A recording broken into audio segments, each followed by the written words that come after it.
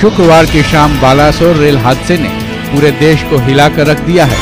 एक के बाद एक 3 ट्रेनें रेल हादसे का शिकार हो गई।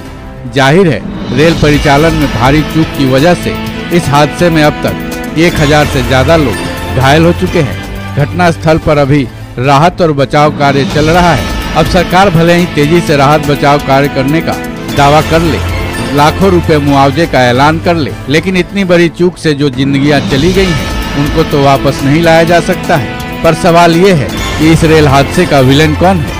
कम से कम रेल मंत्री को अब तक आगे आकर इसकी जिम्मेदारी तो लेनी चाहिए थी। शायद यही सोच बीजेपी नेता सुब्रमण्यम स्वामी की है, तभी तो उन्होंने तुरंत रेल मंत्री से इस्तीफे की मांग की है। स्वामी ने ट्वीट कर ये कहा है कि रेल मंत्री को पीएम के हाँ का इंतजार किए बिना इस्तीफा दे देना चाहिए। स्वामी ने अपने ट्वीट में लिखा है, अब हम जानते हैं जो ट्रेन सामने से आ रही है ट्रेन से टकराकर ट्रैक से उड़ गई।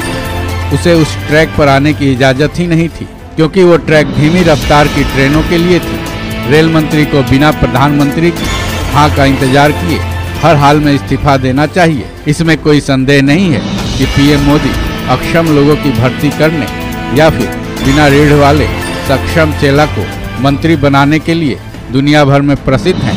पीएम इसकी कीमत चुका रहे हैं। वफादार चेला को कमान देने की वजह से मणिपुर इसका दूसरा उदाहरण है। हालांकि इससे पहले भी इस भयंकर रेल दुर्घटना को लेकर केंद्र सरकार विपक्ष के निशाने पर आ चुकी है। चाहे वो कांग्रेस हो या कोई दूसरी पार्टी, केंद्र सरकार पर लगातार हमलावर है। लेकिन जब एक बीजेपी के ही नेता अपने रेल मंत्री के कार्यों पर सवाल उठाए तो क्या बात बड़ी नहीं हो जाती है? तो क्या स्वामी की तरफ से इस्तीफे की मांग पर रेल मंत्री अश्विनी वैष्णव इस्तीफा देंगे, या फिर जैसा कि पीएम मोदी की हाँ वाली बात की स्वामी ने चर्चा की है, पीएम मोदी उनसे इस्तीफा देने को कहेंगे, या फिर तेजी से राहत बचाव कार्य करने का हवाला देकर सरकार अपने रेल मंत्री और खुद की पीठ थपथपाती नजर आएगी। हालांकि पीएम मोदी ने दोषियों को माफ नहीं करने की बात तो कही है। ऐसे में आप खुद ही सोचिए कि भारतीय रेल की जिम्मेदारी किस पर है और इस रेल हादसे का सबसे बड़ा दोषी कौन है।